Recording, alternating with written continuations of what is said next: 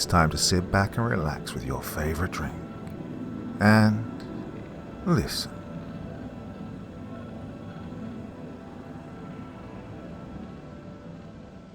I hunt reverse vampires. Yeah, you read the title right.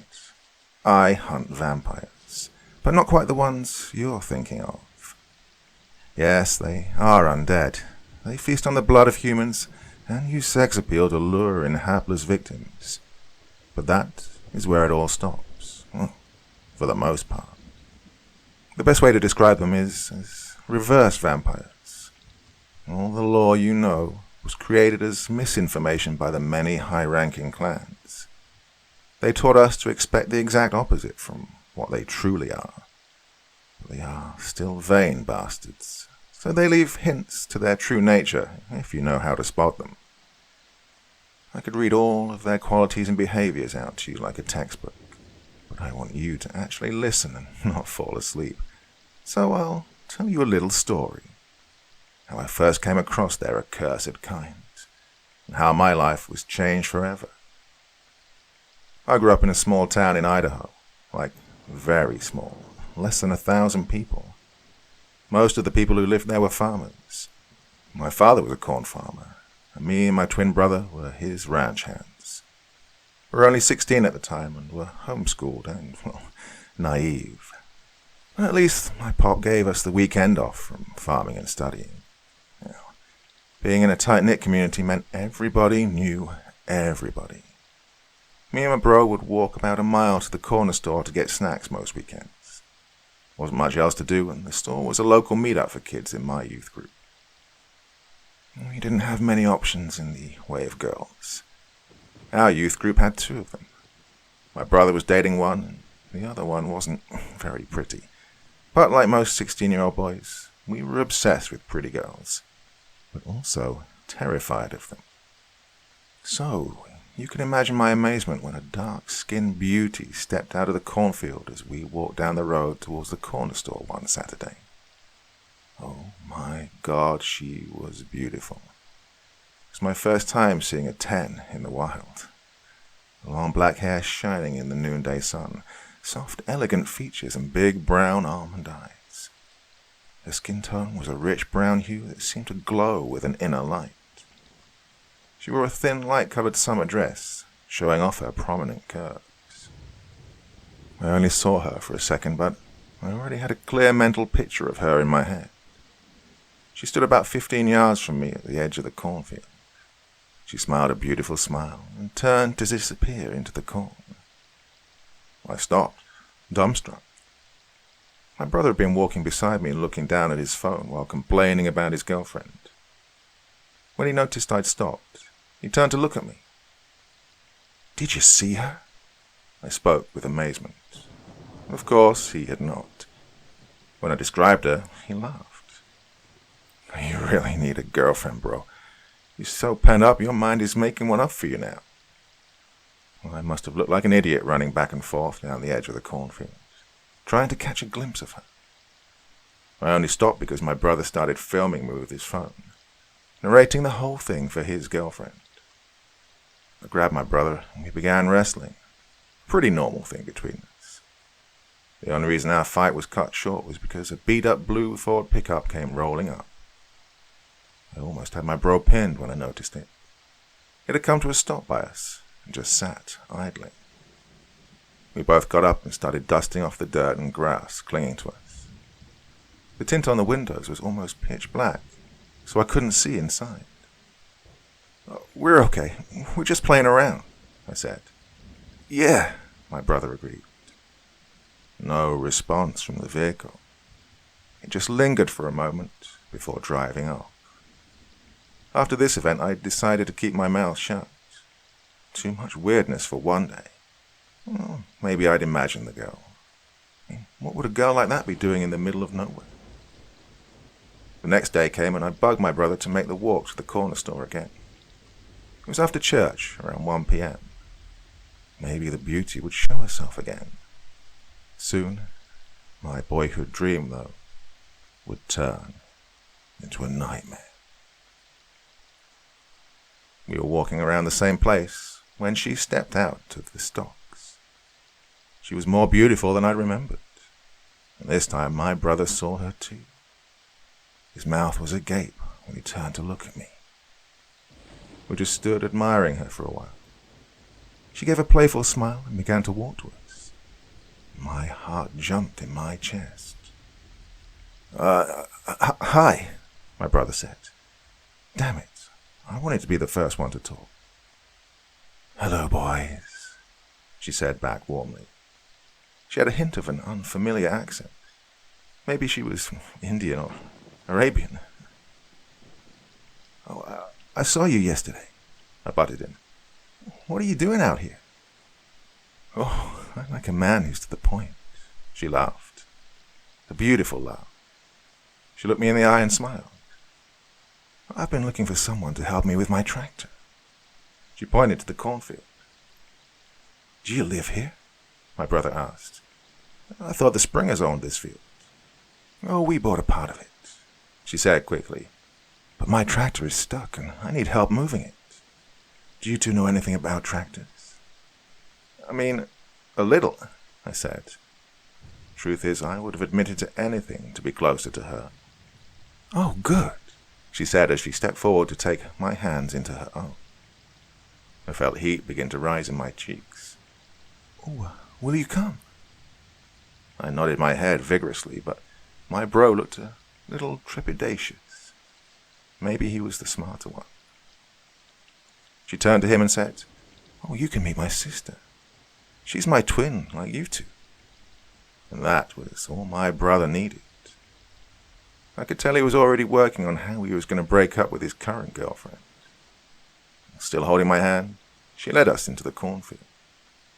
She picked up the pace and almost pulled me forward. We walked further and further into the field. My brother was beginning to wonder aloud where we were going.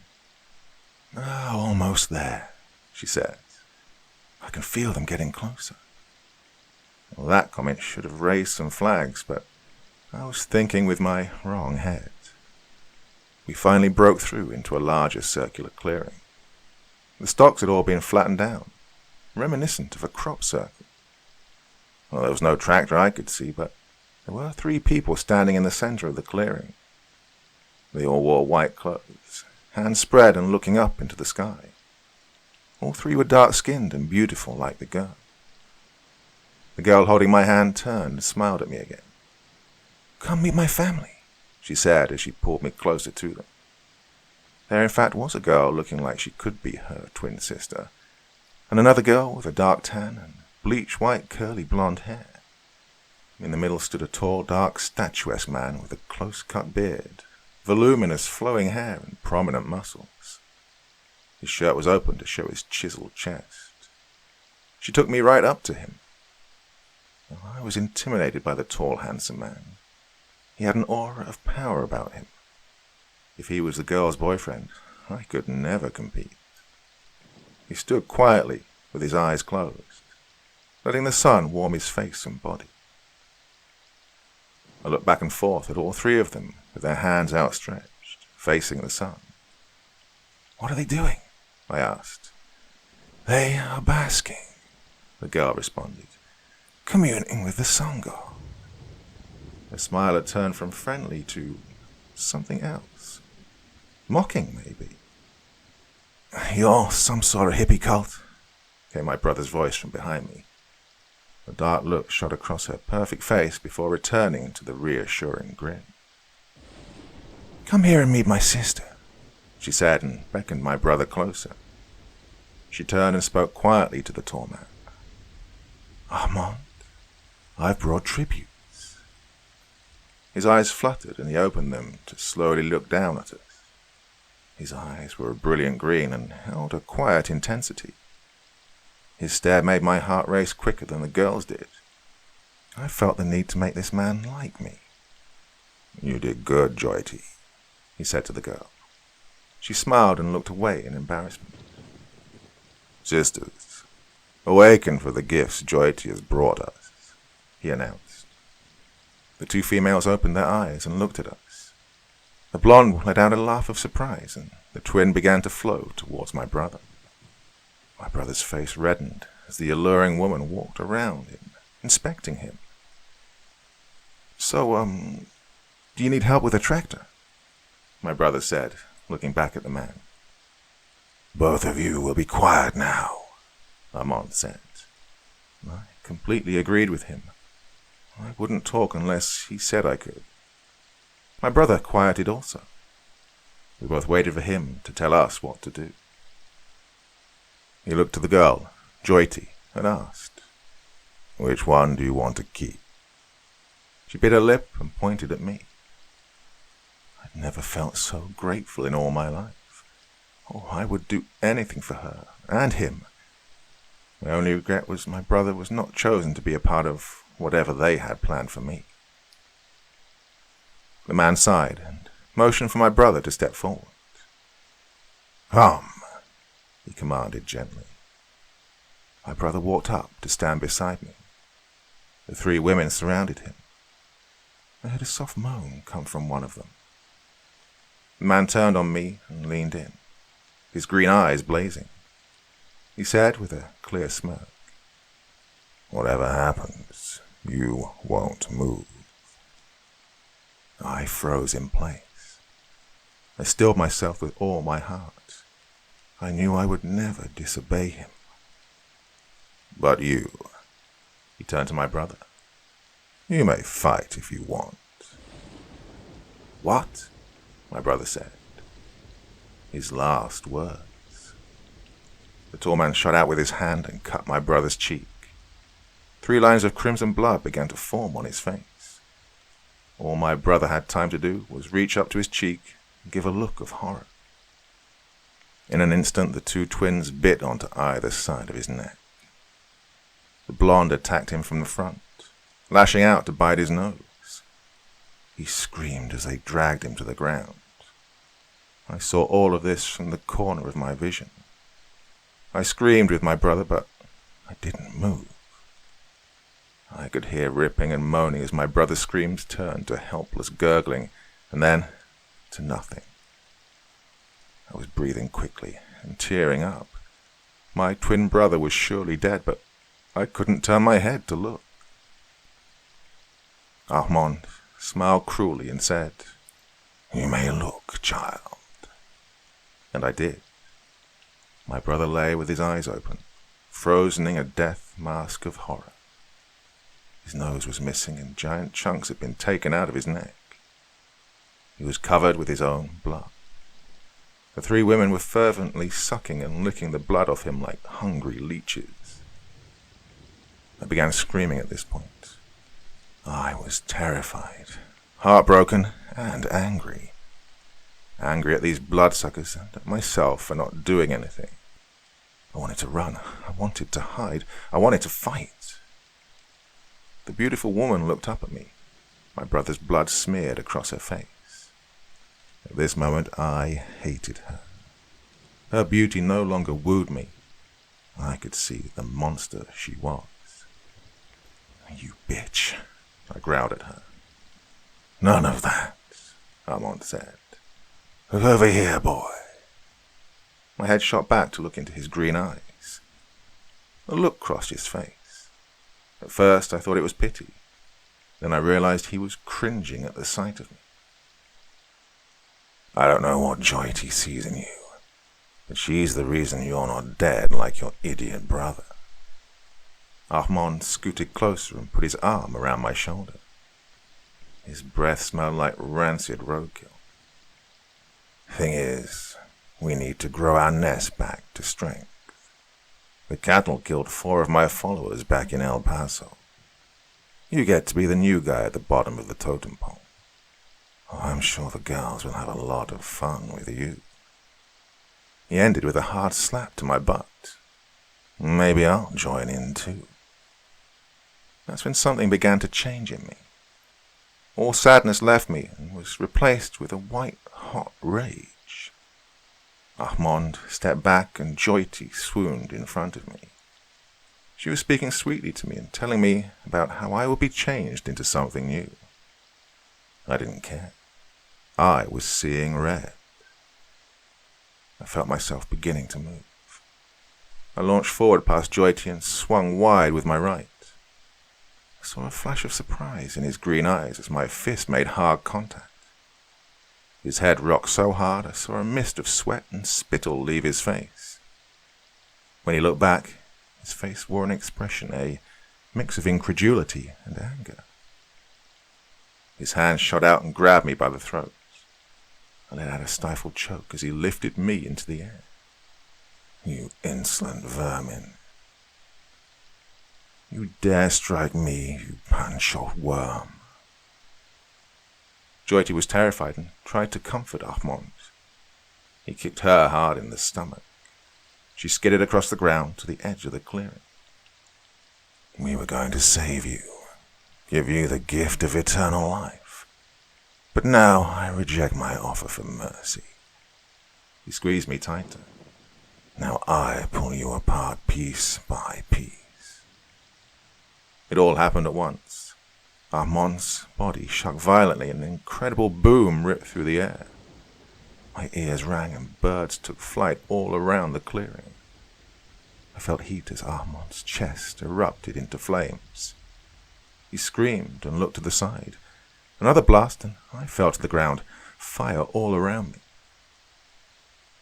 That's when I realized Armand's severed hand was still around my throat and on fire. I pulled hard at it to finally fling it away from me, burning my hands in the process. I sat up to see Armand struggling to stand. Fire engulfed his chest, and he was down a right arm. He screamed with a good amount of fear. "Shield me! Shield me!" Joyty and her twin ran to stand in front of Armand. Joyty spread her arms out and stared off into the field, screaming. The other hugged Armand tightly and began batting his flames vigorously. Another boom resounded and Joyty's face exploded into fiery pieces. Armand turned and took off running in the opposite direction, with the twin tailing close behind. A new woman burst into the clearing beside me, racking a shotgun, sending a spent shell flying. She wore what looked like a wielder's mask and an old-school army camo jacket. The blonde-haired monster was still crouched down by my brother's dead body. She hissed and reared up to face the camo woman. She looked like she was going to pounce when a metal arrow zipped into her head from the side. The blonde staggered. I could see the arrow went all the way through her temple. The blonde collapsed to the ground with a thud. I could see there was a thin wire attached to the end of the arrow that led taut into the field. The line slackened and another camouflage girl came out while reeling the wire back in, a crossbow hanging from a strap around her. "Finish the blonde, then help the kid," the first camo woman ordered before sprinting off in the direction of Armand. The crossbow girl had a balaclava on and big aviator shades. She walked over quickly to the downed blonde and looped the razor wire around her neck a couple of times. She then put her foot on the blonde's head and pushed down while pulling up on the wire with both hands. The way she had it gripped, she could pull back and forth with both hands, using the razor line to cut through the blonde's neck tendons and bone. The blonde began to jerk and growl, even though there was an arrow stuck through her head. In less than 30 seconds, the head snapped off to roll across the clearing.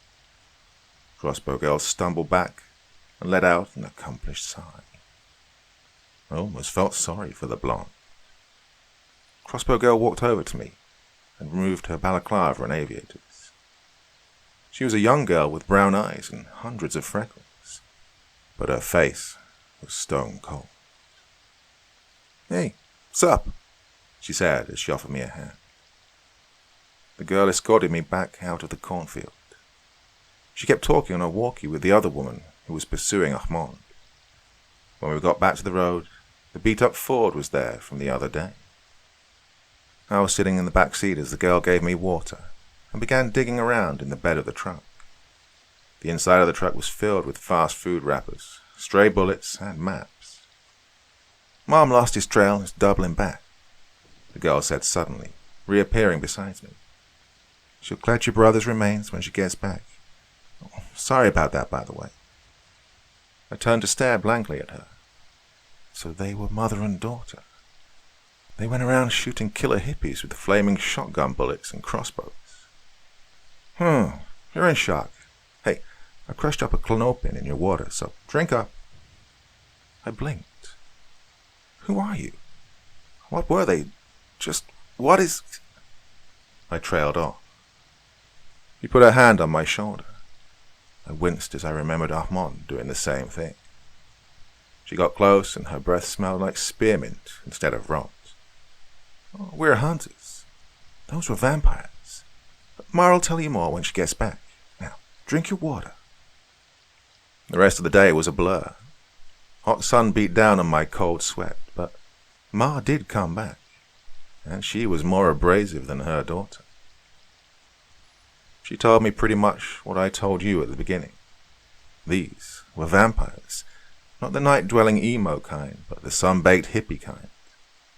They basked in the sun to charge their bodies and stay alive. But all that sun dehydrates, so they need blood. And she told me their totem isn't a bat. It's Ra, the sun god. Legend says the first vampires were his children. They've preyed upon us for millennia, literally doing it in broad daylight.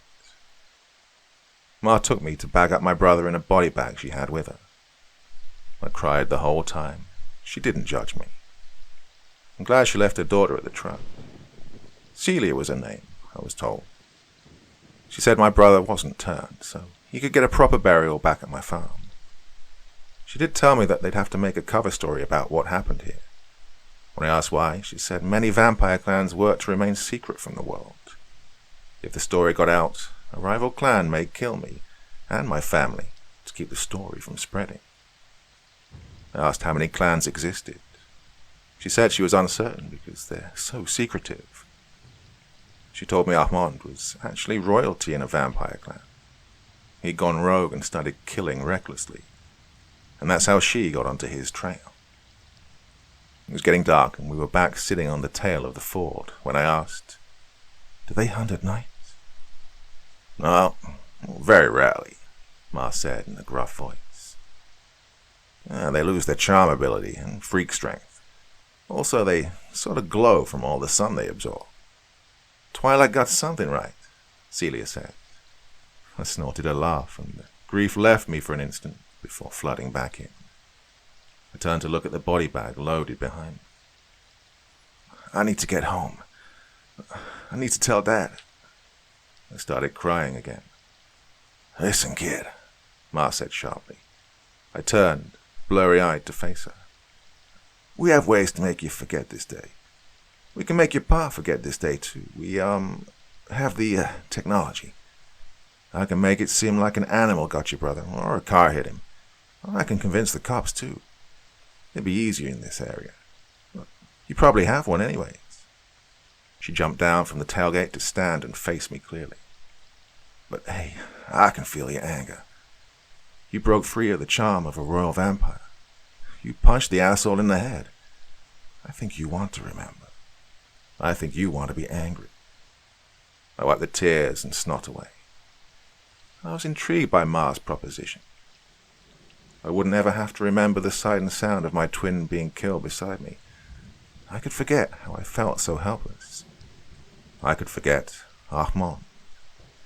Oh, Armand. My fists and jaw clenched at the memory of his green-eyed stare. "No," I said flatly. "My dad, yes, but not me. I have to remember. He was my brother." Ma stared back at me, thinking. Her wrinkles seemed deeper in the failing light. Then she finally spoke. "And there's one thing I need to tell you. A lot of things will be kept from you at first, but I have to start with honesty." I gulped. I knew she was about to say something hard to hear. "We, used you two as bait," she sighed. "The other day, I put a tracking spell on both of you. I knew the freaks would go after such helpless victims." She looked at the ground and I could see genuine sorrow in her face. "But we did try to get to both of y'all fast. who did try to save you both. I went over it in my head. Ma could have warned us, but would we have listened? Sat still for a good minute before responding. It happened. You did try to save us. It's not you who murdered my brother. It's Armand. I spat those last words. It's him who should pay. Him and his whores. Ma cracked a smile at this. What were your plans when you graduate? Me and my brother were going to join the Marine Corps together. Buddy program.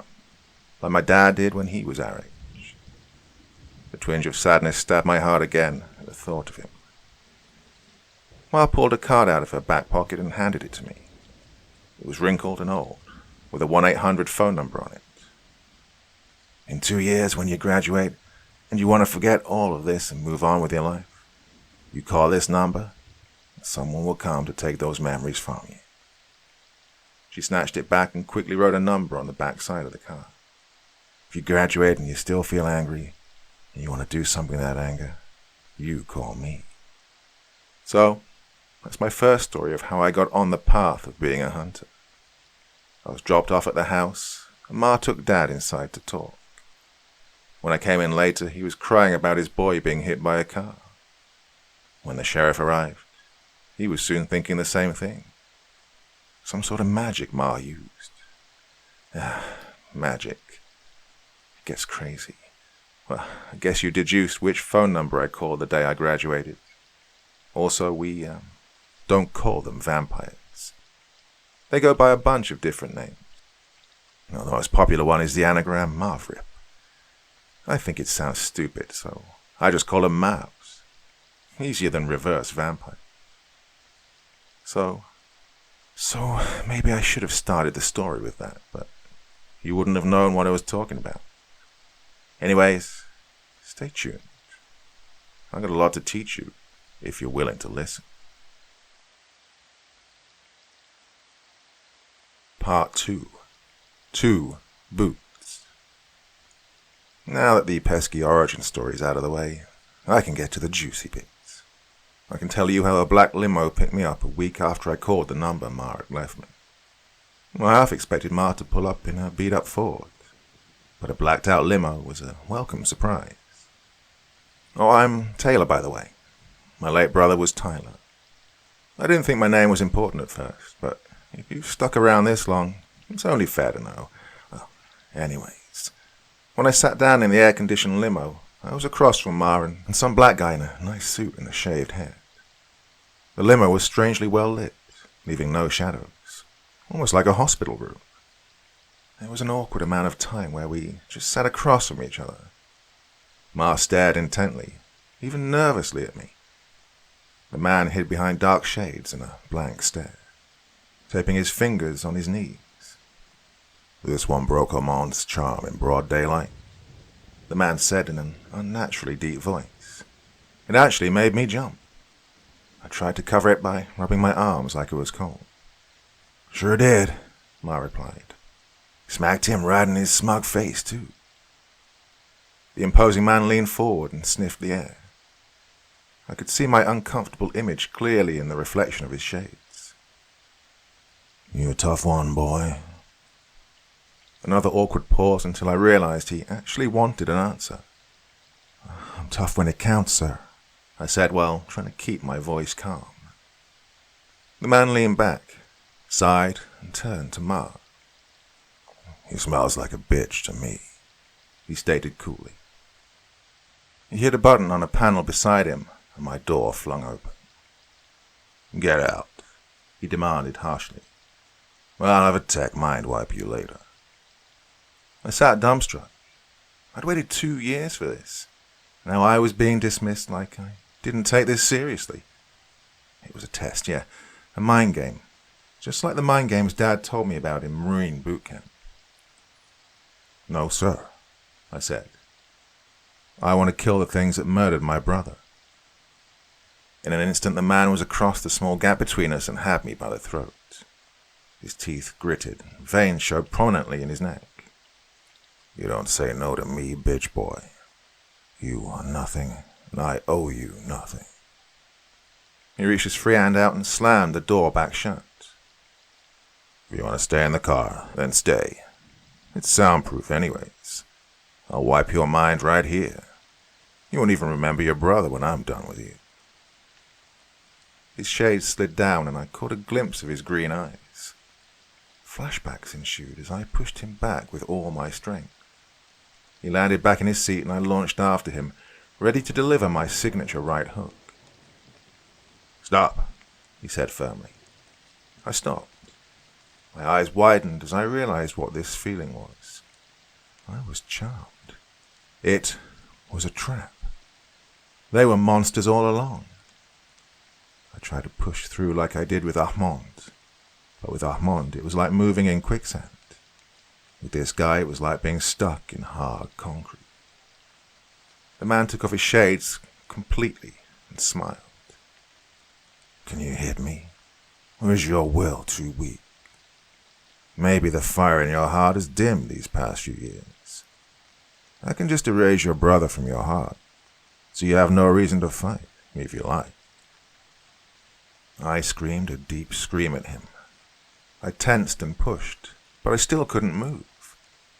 The man's eyes went to my raised fist. It was quivering. "So the fire still burns," he remarked in his deep voice. "Tyler, stop," Ma said in a consoling voice. She sat forward to put her hands on my shoulders. She looked deep into my eyes. "If you want answers, you'll calm down." She ushered me back to my seat and sat beside me. I was huffing pretty hard, but after a while my agitation subsided, and the dark man scooted to the middle of his seat. "I was going to wait a while before I showed you my true self, but you intrigue me." He straightened his tie. "The name is Rafe. I'm one of the things you want to kill. Is this a deal breaker for your irritable sensibilities?" "You're a vampire?" I asked. Rafe smirked. "Vampires don't exist. Never did. Fables like the Tooth Fairy and Santa Claus. I am Alnasl, the offspring of Ra. But you Westerners call us Mavrips." I looked at Ma. "So you work with Mavrips to kill Mavrips? How does this work?" Ma replied with a rehearsed tone. "I work for a clan charged with keeping order. There's no reason in this modern society for Mavs to hunt humans anymore. Most clans are cruelty-free. Poaching humans and collecting them is considered a heinous crime." I laughed derisively. Cruelty-free? The freaks that ripped my brother to shreds didn't get the memo. No, they enjoy killing humans. "Humans also enjoy killing humans," Rafe said, putting emphasis on the last word. "Cruelty is inherent to all races. Us both being here today in the same limo shows we find cruelty unacceptable. Cruelty must be punished. The outliers must be purged." I opened my mouth to respond before Ma quickly cut in. "Look, we work with Mavs to keep people safe. If this is a deal breaker, then get out. If not, then shut up anyway." I found my words caught in my throat. The door next to me once again popped open to accentuate the point. The hot air blew in on us, quietly sitting and staring. I let out a defeated sigh. "Fine," I said as I reached out to close myself in. We were driving to a private airfield.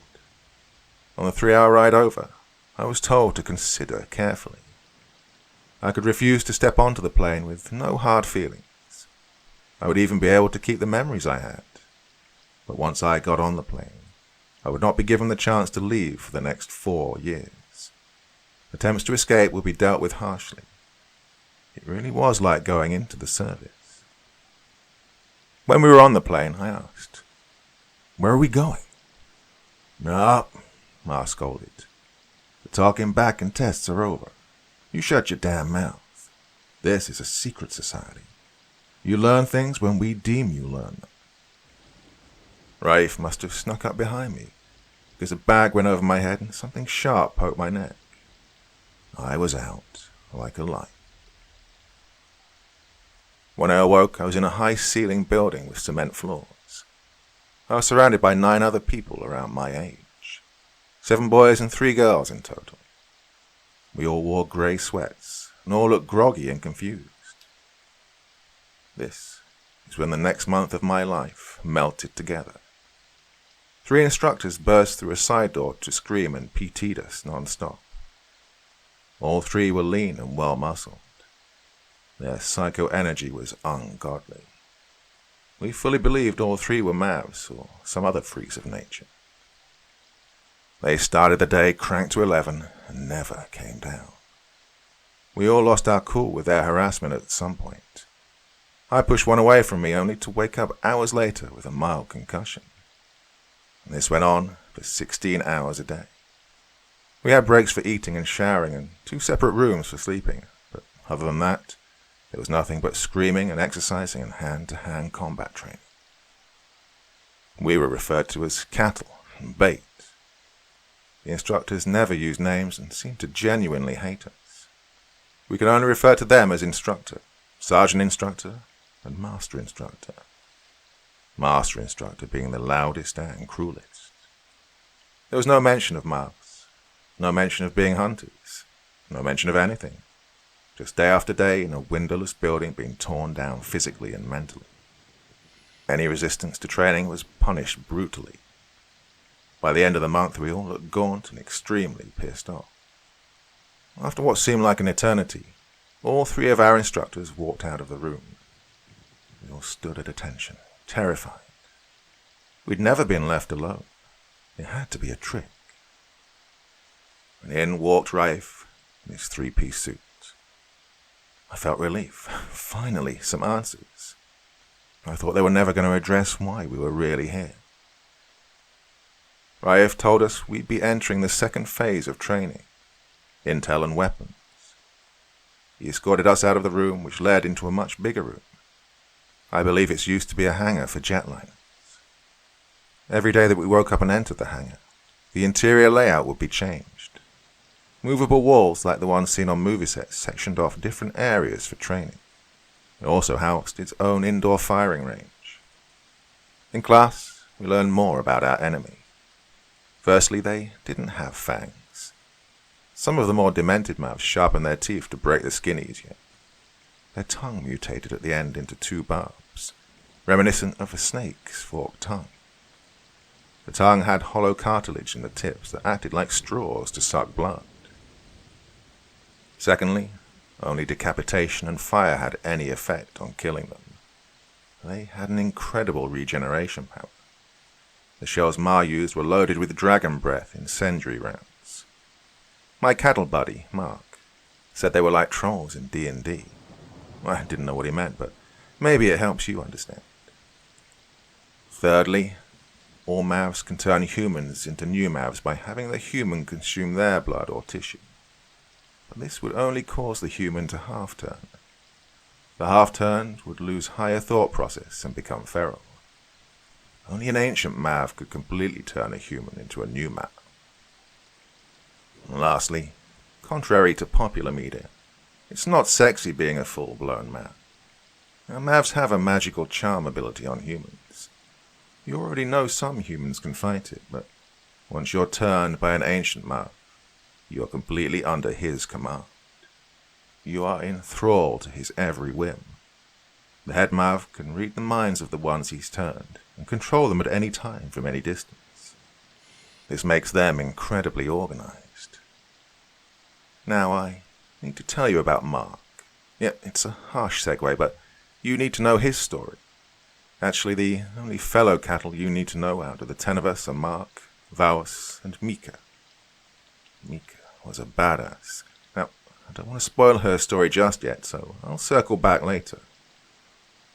Vaus was super PT stud, super serious, already good at everything.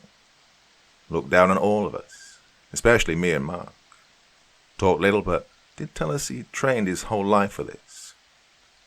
Mark said he was my Sasuke. Again, I hope that helps. Mark was like me in the way that he was recruited after his mother, father, and sister had been killed. Hunters had shown up too late. but he was recruited because he held his own against a feral mob until he was rescued. And he had a wicked scar running down his right cheek. More scars on his forearms and chest. Mark was always quick to smile and joke, but I saw the sadness in his eyes. Sadness, not rage like mine. We couldn't keep anything when we started the program, so Mark had sketched a portrait of his family and kept it tucked under his mattress. I also have to tell you about my special training. It started around the second phase. The instructor came in after lights out and pulled me out of bed. He pulled me back into the PT room from first phase. And there stood Raif, jacket off, laying beside him. He was rolling up his sleeve when I entered. The instructor quickly left and shut the door behind him. I stood to attention. "Every night, I'll bring you in here," he growled at me. "I'll make you an offer no one else gets. You tell me when you want to quit, then we let you go." He cracked his neck. "The only way this punishment stops is you quitting." He raised his hands into fists. "Or you beat me." He launched at me with his own right cross.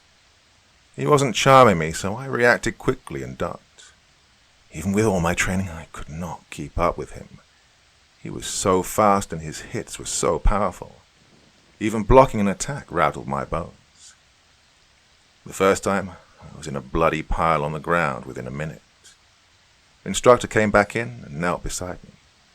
He injected something into my arm before dragging me back to my bunk. The next morning, I was as good as new. And the next night, I was beaten to a pulp again. Night after night, it went on. I started to last a little longer each time, but Raif would cheat and freeze me with his charm before knocking the crap out of me. Every night, as instructor dragged me back to bed, he would say, "Quit, cattle." Other than the nightly beatings and being singled out, things were going good in training.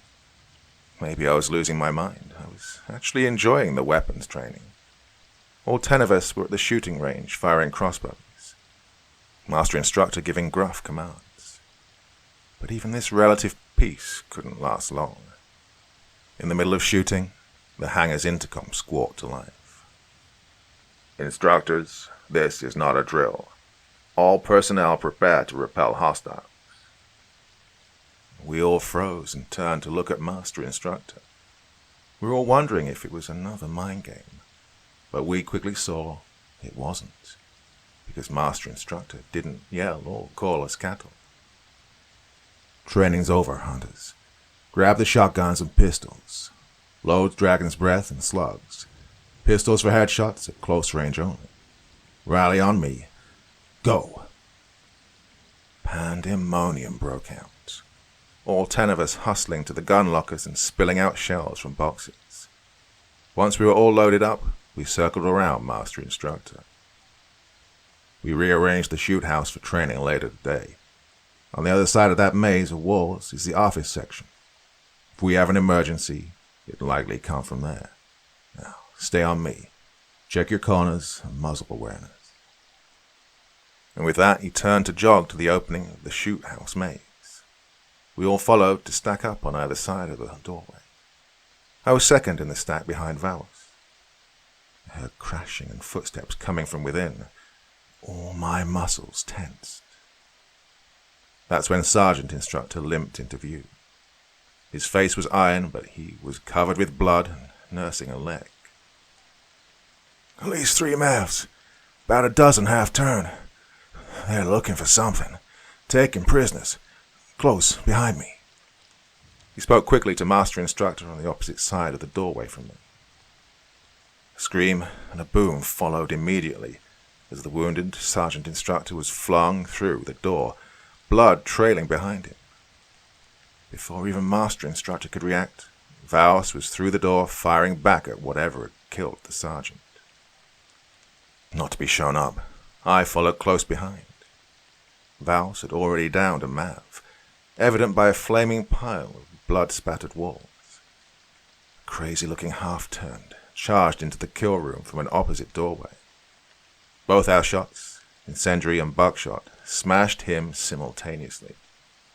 As we both racked new rounds, another half-turn came over the wall, while two more rushed through the door. "Back! Back!" yelled Master, as I spotted another figure soaring high above us, soaring over the maze. It was another Mav, and it had landed somewhere behind us. My quick glance of it showed it was wearing all black with body armor and a glinting sword. Master turned to quickly engage the hostile behind us with his pistol.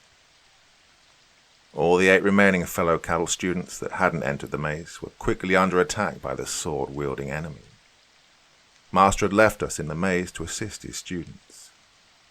We faced down the hissing half-turned with thunderous shots. Vaus looked at me with his patented, serious expression. "We push through or we die," he stated. And so we did. We used what we learned to clear the rooms one by one to push towards the end of this maze. Either by accident or by design, somebody cut off the lights, drenching us in black.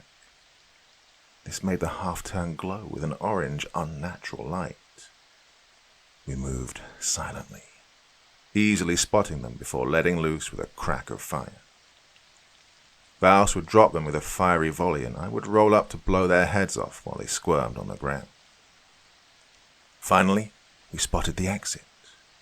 We could see the offices beyond, still with their lights on. All we had to do was make it down a long hallway. "Now that the exit is secure, you can go back and retrieve the rest of them," Vaus ordered me. "First off," I argued, "screw off. Secondly, you're coming back with me, coward." Vaus was about to reply when a glowing figure landed lightly between us. A kick knocked my shotgun low to fire into the ground. The Mav spun away from me to deliver a kick to Vaus's midsection. It quickly grabbed him by the head and rammed half of Vaus's body through the thin wall. I tried to level my shotgun and rack a shell. The Mav turned with 2 silver flashes. My shotgun split in 2 and I felt myself falling sideways. When I hit the ground, I was laying in someone's warm blood. The Mav bent over to look me in the eye. A look of recognition flashed across her beautiful face. It was Joyti's twin sister. "Oh, how exciting," she said. "You're the one who got my sister killed." She said this and raised her sword. "You killed my brother," I mumbled back. Things were getting foggy. Another orange figure landed behind the twin. It glowed brilliantly. The twin's face stretched in horror as a glowing hand encircled her neck from behind. Her hair was grabbed and her head was ripped off from the mouth up. Her head was slung to bounce off the wall with a sick smack. Then I heard the brilliant orange Mav speak. It was Raif. "Instructor, help these hunters." Once again, Instructor came to inject me with another shot. My vision blurred and I felt the warm sensation of heavy narcotics in my bloodstream. I did notice something weird as my vision faded. One of my boots was standing upright in a pool of blood in front of me. It tipped over, and to my horror, I realized my foot was still in it. Sorry to leave on a cliffhanger, but this was a big info dump. And it only gets crazier from here. Process all this before it all flips again. Part 3. 3 Promises. I know I left off at the most inopportune time, but it's a lot for me to tell. My time in Hunter Boot Camp all runs together in my memory now. Maybe it was all the stress of all the drugs, all the beatings, or maybe I just like messing with you by stopping the story as soon as it's getting good. After the horrible realization that one of my legs had been chopped off by the harpy, I'd fallen into a medically induced sleep. A lot of vivid dreams of bright colors of screaming monsters followed. Finally, I came to in some sort of medical wing. It was my right leg, from the knee down. She chopped it off like a skilled surgeon. I don't doubt I received a mixture of medical and magic to keep me from dying that day. Mark was the first to visit me, his familiar smile on his sad face. He told me the damage. It was only me, Mark, Vals, and Mika left. Vals had left the infirmary a day before me. Mika lost a couple of fingers, and Mark had made it out with no new scars this time. He explained to me what had happened when Vals and I left the others to push through the maze. Once I heard what happened, I chastised myself for not staying and helping. Mark had none of it, though. He said if we didn't press the attack, we would all have been overrun and killed. The black-clad Mav that had landed behind us immediately cut Nero in half. The Mav charmed 2 more students and commanded them to fire on their own. Mark had to shoot and kill Svetlana before she could shoot anyone else. The Mav then looked right at Mark and told him to kill himself. Mark said he stood still, trying to resist the urge to put the shotgun barrel in his mouth while the rest of the team fought in front of him. He said only Master Instructor, Mika, and Roland were left. He peppered the Mav with buckshot and pistol fire, but he was wearing some serious body armor. Master and Roland finally got hands on him, and the wrestling match was on. They got the sword away from him, but the damn Mav had a hidden knife that he used to slit Roland's throat. Well, it turns out Master Instructor isn't a Mav, and he was losing the fight pretty badly, getting stabbed numerous times. That's when Mika comes in with only a crossbow bolt tied to a line of razor wire. She looped it all around him, head, arms, and torso. Every time the Mav swung at her, she ducked under it and looped him up even more. Master must have figured out the plan and tackled the Mav, getting stabbed more in the process. Mika uses her shirt to wrap around her hands and pull the wire tight so the Mav is pinned. The wire cutting deep into the joints between the Mav's armor. The wire did slice through her shirt and cut deep into her hands, but she kept pulling. Mark said he watched all 3 screaming and bleeding until the Mav went silent. Mark was released from the charm and immediately walked over to finish the Mav with a shotgun to the head. Wow, I said, looking down and thinking. You got to see Mika with her shirt up. Mark burst out a laugh. She had a sports bra on, dumbass. I saw the smile reach his eyes this time, but he quieted, and when he looked back at me, he wasn't even wearing his fake smile. I thought killing him would feel good, but I felt nothing, he said with a faraway look. Do you know how hard it is to fight being charmed? Me, being an idiot, didn't pick up on the context at the time. I've been there, brother. But you were strong enough to resist. That's what counts. I clapped him on the shoulder. It'll all get easier when we get out of this hellhole. Me and you will be the dopest team. Taylor, he said quickly, cutting me off. I need you to promise me something. Okay, I said quizzically. Me and you are the same. We're brothers. He paused and took a breath. Don't give up, no matter how hard it gets. He placed his hand on my arm that was on his shoulder. I was taken aback by the show of intimacy from him. There has to be justice for the ones we lost. No more than that, he continued. We need to stop this from happening to other families. We have to stop the creation of broken kids like you and me. We both stared at each other. He slowly removed his hand from on top of mine.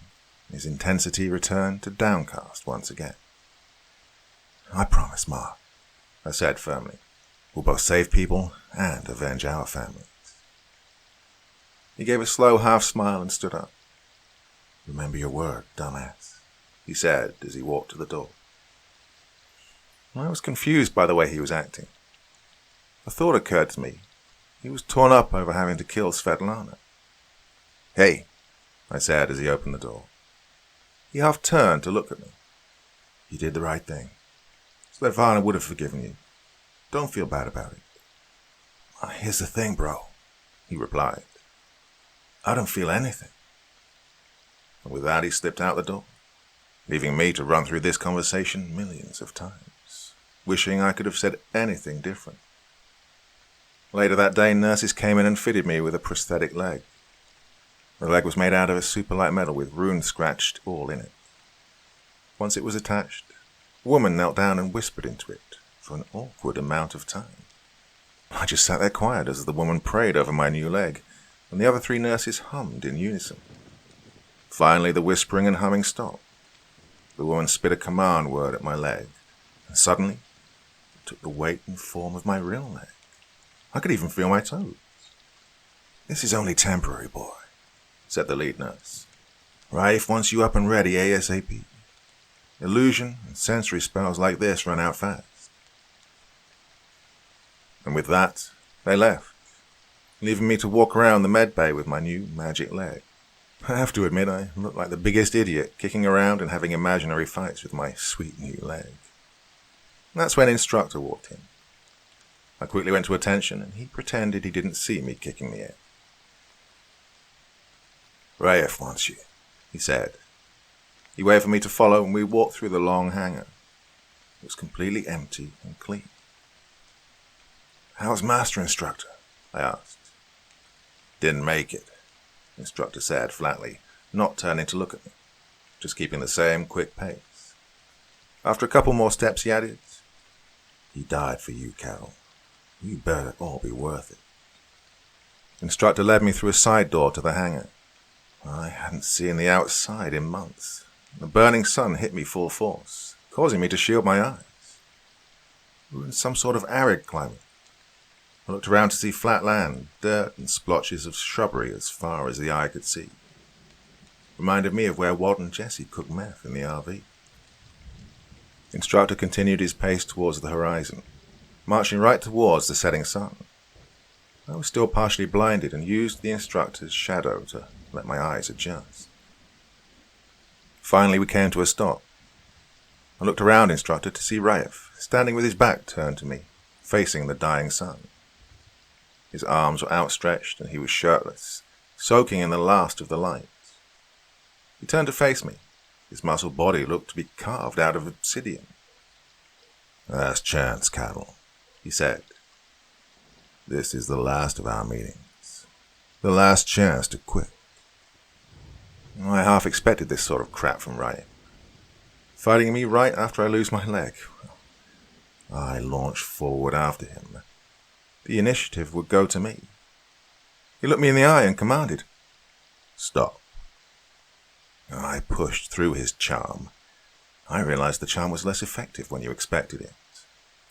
I swung out a low kick to the knee of Rafe with my good leg, buckling him. I locked him up with both arms and executed a leg sweep. Rafe just went with the momentum, flipping with unnatural grace to land steadily on his feet. He uppercut me, but I swung my head back towards him to headbutt him in the nose. He stumbled back from me. I felt the world spin. It was like slamming my head into a brick wall. I saw a look of anger flash across his face as he charged back in.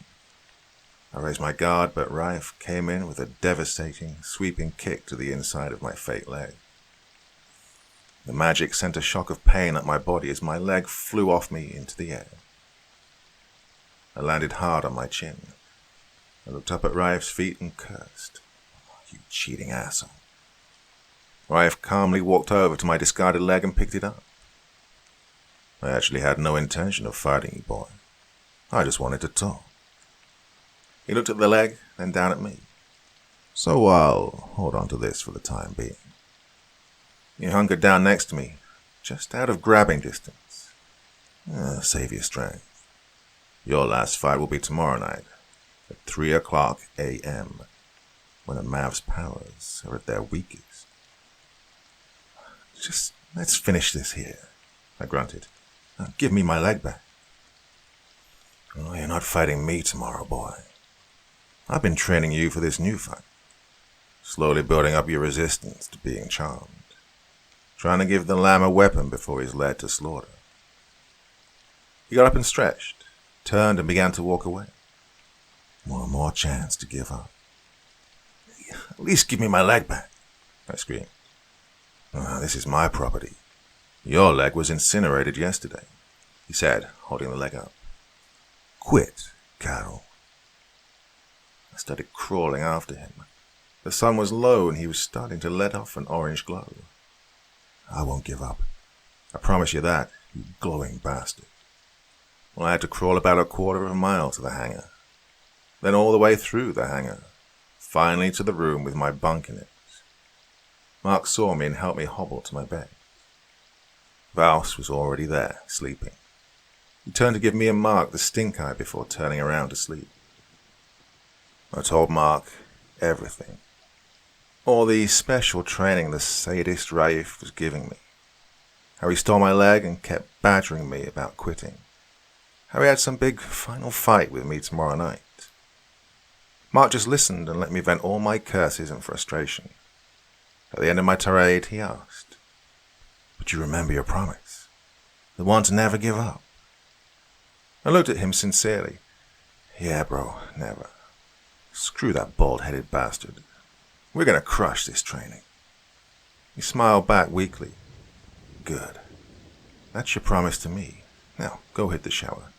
I'm not helping you with that." He walked to a supply closet and pulled out a sweeper for me to use as a makeshift crutch. When I finished my shower, he was working on his sketch of his family. I fell asleep fast. I didn't know what challenge Raif had waiting for me, but I was sure I could beat it. The next morning, instructor came in with crutches for me. Val sprung to attention like we did every morning. Mark lay still in his bed. The instructor screamed at him to get up, but he didn't move. Well, I'm going to have to move quick through most of this. It's hard even now to write about. Mark had taken his life during the night. He slid a wrist to hang it over the side facing away from me. Of all the deaths I'd experienced in my short life, this one tore the heart right out of me. Almost worse than my own brother. I couldn't save either of them. My brother from the monsters, and Mark from the ones in his head. Conversations we'd had the day before played in repeat in my mind. Oh, hindsight was so clear. I was so stupid. When instructor brought a stretcher in for his body and Vals helped lift him, I saw he was laying on his folded sketch of his family.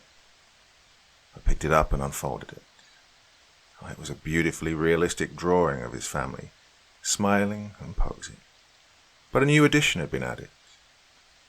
It was a drawing of me, standing with his kid sister and mom and dad. Written at the top in his scratchy handwriting was one sentence. "Remember your promise." I ain't gonna lie, I bawled like a baby. Instructor and Vals carted him away. They left me alone for the rest of the day. Only Vals came back to say Mark would be buried with the rest of the fallen at the memorial tomorrow. Before Vals left me to my grief, he added, "It takes a different kind of person to do what we do. Mark was not weak, he was stronger than most, just not like us." And with that he left. I considered it one of the nicest things he'd ever said about Mark. Maybe Vals wasn't a complete douche after all. Along came 2 a.m., and I knew my little appointment with Raif wouldn't be cancelled because of my friend's death. So when instructor walked in, I used my crutches to try and stand to attention. "At ease, Cannell," he said as he presented my fake leg to me. I sat down and strapped the bad boy back on. He spoke a magic word, and it took the form of a real leg, feelings and all. He leaned in close to talk quietly to me. "Raif asked me to equip it with something extra. The ball of the foot is equipped with a makeshift claymore. Detonating it will destroy your leg, but it's your trump card." He handed me a piece of folded paper. "This is its verbal activation phrase." I opened it and looked at what it said. "I quit," it read. I was thoroughly confused. What game was Raif playing? Why would he give me a powerful weapon to fight him? Instructor walked me through the office area to an elevator. The elevator took us up 2 floors and opened to a white hallway with heavily armed guards on both sides. Instructor typed on a keypad to let me into a bright room. And there stood Raif, his arms behind his back. To the right side of the room was some sort of opaque glass wall that divided it. I could see blurry images on the other side. This is the moment, Taylor.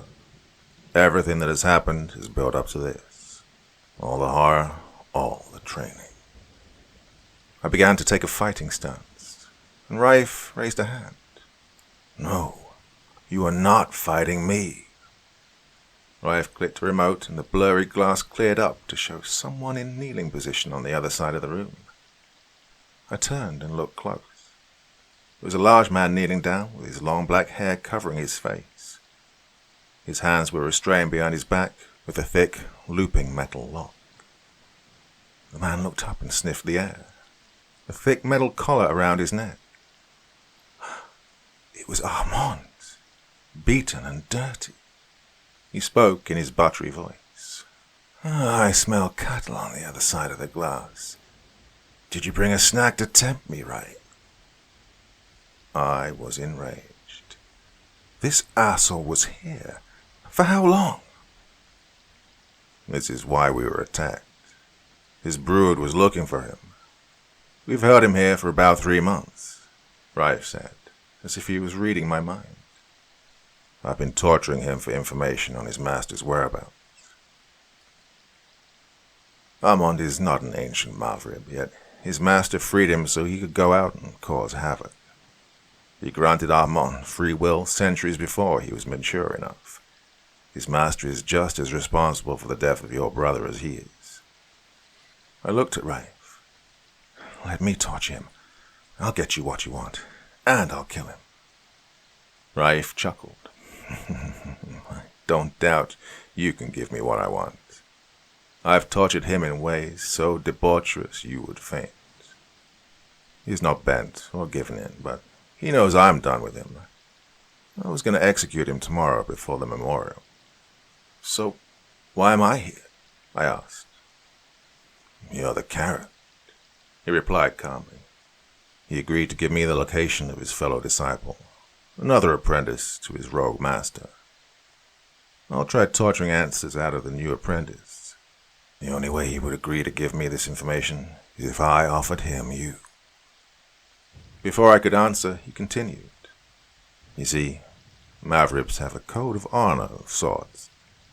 2 powerful Mavribs can stare into each other's eyes and charm each other by making an unbreakable promise with one another. Rafe turned to look at Armand. He knew I was going to kill him tomorrow, so I tempted him with getting revenge on the kid that got him caught, and a last bloody meal. He gives me the information, I give you him. You just set me up to die? I screamed. No, we only made the promise to each other yesterday. I'm honor-bound and compelled to offer you to him now. In return, he'll tell me what I want when he sees you. Rafe studied my angry face and continued. Hey, I've been giving you special training and the chance to quit every night.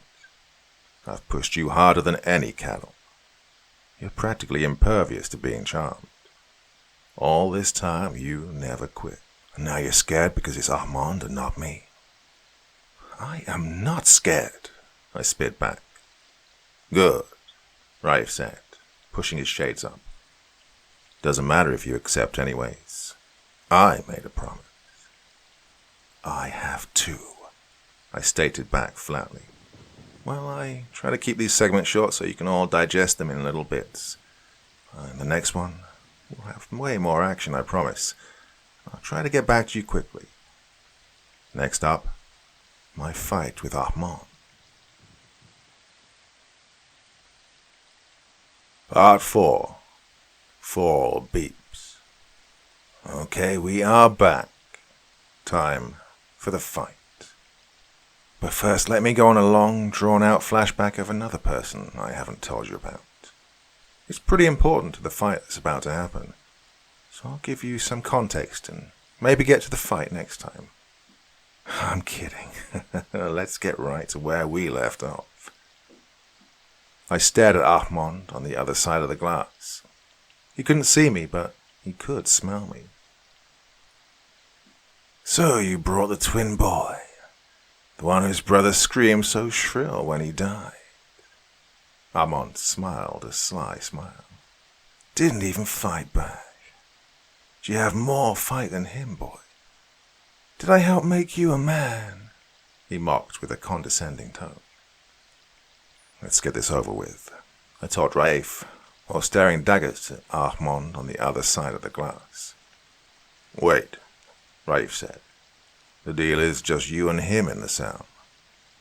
Raif turned me to look in his green eyes. If there's any attempt to escape, the collar on his neck will explode. I felt a twinge in my mind, but shook it off. Why was Raif being so weird? Yep, okay. I'll kill him before he can even try to escape, I said back. Then let's get to it, Raif said and walked to the door. An armed guard opened the door to Ahmond's cell. Ahmond let out a crack of laughter. Soft boy. Warden has granted me a fine last meal. I looked at the ground and stepped back towards the glass wall. Let him think me soft. Oh, I won't charm you, boy. I'll give you the same courtesy as your bitch brother. Well, I knew that was a lie. Raif taught me that Mavs fight dirty. I looked up at him and smirked. Soft boy, huh? Ahmond was about to say something else stupid when Raif interrupted. You are compelled to tell me what I need to know. Ahmond put on a look of offense. Oh, Master Raif, am I not a son of Ra like Horus? Heresy, Raif spat. You are honorless and of diluted blood. Now, tell me where your sibling disciple is. Ahmond waved for Raif to come closer and whispered in his ear. Raif stepped back and said, You have fulfilled your end. Now mine. He hit a button and the metal shackles fell off his arms to thud to the floor. At least wait until I leave the room, Raif said to Ahmond. Oh, of course, Ahmond hissed, his long tongue splitting to a fork at the end as he lowered his stance. Raif turned to me. Goodbye, cat. And I pushed past Raif to punch Ahmond in the face for the second time in 2 years. My left shot out to straight jab him right in the throat. Ahmond choked, and I swung my magic leg to kick him hard in the nuts. Ahmond was completely off balance. He was bent over and stumbling backwards. I jumped after him to deliver a Tony Jaa elbow to the top of his head. Ahmond's eyes crossed as I grabbed him by the neck with both hands, forcing him against the back wall. My thumbs found his eyes and I pushed them in, blood erupting down my hands. Oh, I'd planned this for a long time. Ahmond let out a scream of pure pain, loud and shrill. I continued to dig thumbs inwards. I would tear him apart and stomp on his face with my exploding magic leg to finish him. The screams got louder, and he squirmed as I forced him to his knees. Then I realized something. Ahmond was screaming like a woman, like pretend screaming. His womanly screams turned to mocking laughter. Oh no, my eyes, I'm blind, he chided. Then a strike hit me in the stomach. Ahmond's hand was open in a cruel, claw-like pose, his fingertips stabbing into me. Is that all you've got? He said in a grave voice. He stood up, an open hand slapped me across the face with lightning speed. I saw bursts of lights and stars in the corners of my vision. He stood eyeless and smiling at me. He shot forward to grab me by my shoulders and slam my head into the roof, the light fixture shattering and landing around me as I hit the ground. The room was dark, except for the soft glow from the room on the other side of the glass wall. Ahmond glowed brilliantly. Oh, he wasn't weak. Raif didn't train me enough to fight this. I was a sacrifice. Raif had left, and I was all alone with this madman. He picked me up by the collar and used his forked tongue to lick the blood off my face. I could smell his horrible breath again. I delivered an elbow, but with no effect. His glowing face with 2 holes for eyes just laughed. A hand stabbed into my side and blood poured freely. Ahmad now licked his hand, holding me out with the other. He was going to take his sweet time killing me. My mind raced. Maybe I could swing my leg up and activate the claymore. I gave a test kick with my real leg and he intercepted it with a knee to my groin. All strength left my lower calf. "If there is an attempt to escape, the collar will explode," came the memory of Raif's voice. I had a plan, but I had to get this asshole to drop me. "Ahmad, please," I choked. "I'll help you escape. I'll help you kill Raif." Ahmad tilted his head in curiosity. His left eye had already grown back. "You can't turn me. I'll be your soft boy," I sniffed. "It would be the worst insult to Raif. Me betraying him." Ahmad let out his hearty laugh. He was intrigued. "How does a lowly cattle like you help me get out of here?" he whispered. I have a code, an activation code to remove the glass wall," I whispered back harshly to him. "Instructor gave it to me behind Raif's back. Instructor takes care of me." Both eyes were back now. Ahmad looked me up and down. "I bet he does, soft boy." Ahmad thought a second. "All right, get me out of here." He flipped me around to face the opaque glass wall, his hand around my neck. He pushed about 2 feet away from it. I took a breath. "Oh, please, please let this work." "Say the activation phrase," Ahmad demanded. I put my magic leg flat against the glass. I shielded my face and closed my eyes. "I quit," I screamed. There was a deafening blast as my leg exploded against the opaque glass, sending me and Ahmad flying backwards, the glass shattering into millions of pieces. The room was filled with smoke and alarms were going off. Ahmad and I lay beside each other on the opposite side of the room. Ahmad cushioned me from smacking the wall. I looked up to see a pretty good-sized hole in the glass wall, enough to crawl through. I started pulling myself across the room to the hole. I could hear Ahmad stirring behind me. Not good. "Ahmad, let's go," I said as I pulled myself up on the sharp lip of the broken glass. I felt Ahmad stomping towards me. "No, boy. I told you once, I revoke the mercy of turning you. You'll make a good snack to heal me for my fight with Raif." I toppled through the hole to the other end, stabbing my belly pretty good. As I sat up, Ahmad was reaching in after me. And that's when it happened. What I prayed would happen. A green light lit up on his collar and let out a singular but loud beep. Ahmad stopped halfway through the hole, a question on his face. Another audible beep chimed. This one lit up beside the green light as a yellow light. There were only 2 lights left. Realization dawned on Ahmad's face. He tried to scoot back through the hole, but I sprang up to catch him by the head and dropped down with him, stone-cold stunner style. His collarbone stabbed deeply into the glass. I pulled him down further, to be sliced by the bottom of the hole even more. He screamed. A third beep. This time the light was orange. I turned to look him in his eyes. "Pull me up! Pull me up!" he screamed, the cowardice creeping into his voice. His charm ability hitting me at full force. I just smiled at him. "No," I said to him as I pulled his hair hard, sliding him down further. The 4th beep was a long, sustained beat, the red light blinking to life. I threw myself back as another deafening explosion occurred, showering me with brains and hair and destroying the glass even more. When the smoke cleared, I looked up, coughing.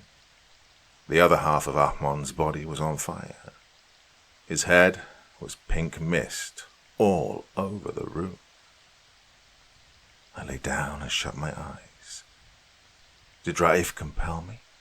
Or had I figured it out on my own? I doubt he would ever tell me. The door slid open, and an instructor came in. I produced my hand for him to give me my shot. Raif stood in the doorway. Things started to get fuzzy with the drugs and magic in my system, but I swear I saw him smile before turning to leave. Well, that's the end of the arsehole Ahmond. Now I'm on to the next big, bad, evil guy.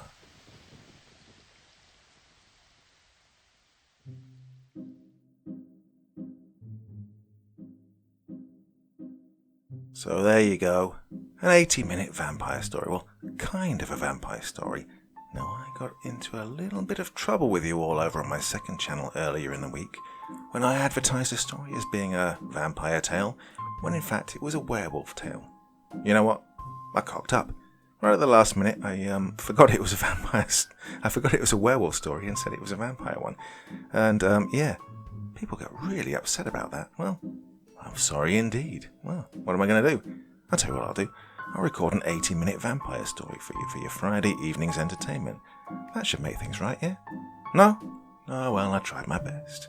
Well, of course, if you didn't like this one, I'll be back again very soon, but if there was something you didn't like, please let me know in the comment section below.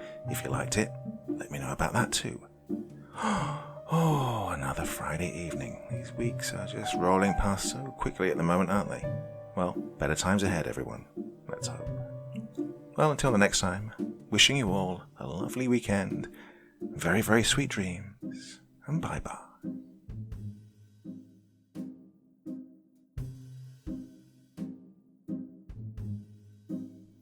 Thank you so much for taking the time to listen to this story today. Really means a lot to me and to the author of the story, of course. Well, if you want to know more about me, I'm pretty much everywhere on social media. You can find me on Facebook, Twitter, Instagram. You can download my music on SoundCloud. I've got a Patreon if you feel like. Throw me $1 or $2. Very much appreciated. And of course, on Reddit, I have a place where you can leave stories if you want me to read one that you've written. Well, hoping to see you all again very soon. Till then, sweet dreams. Bye-bye.